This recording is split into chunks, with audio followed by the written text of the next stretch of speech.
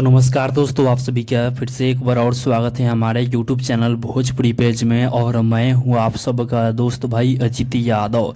दोस्तों, ये तस्वीर देखिए, खेसारी लाल यादव जी इस तस्वीर में उल्टा टोपी लगाए हुए नज़र आ रहे हैं और साथ में एक्ट्रेस रानी जी नज़र आ रही हैं और चारों तरफ धुआं धुआं हुआ है।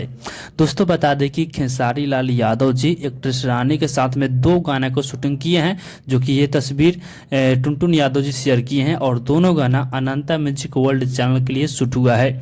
मतलब बता दें कि बहुत ही ज़बरदस्त गाना होने वाला है। और आप सभी को पता होगा कि टुनटुन यादव जी की कंपनी से अनंता म्यूजिक वर्ल्ड चैनल से जो भी गाना आता है वो गाना कमाल का गाना होता है। टुनटुन यादव जी जो भी गाना लिखते हैं वो गाना सुपर डुपर हिट ही होता है।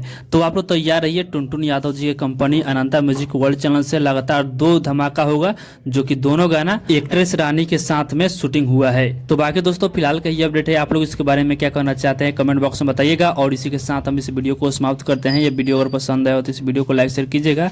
बाकी अभी तक हमारे इस चैनल को सब्सक्राइब नहीं किए हैं तो सब्सक्राइब भी कर लीजिएगा, क्योंकि इस चैनल पे भोजपुरी इंडस्ट्री का हर एक अपडेट सबसे पहले आप सभी को मिलेगा।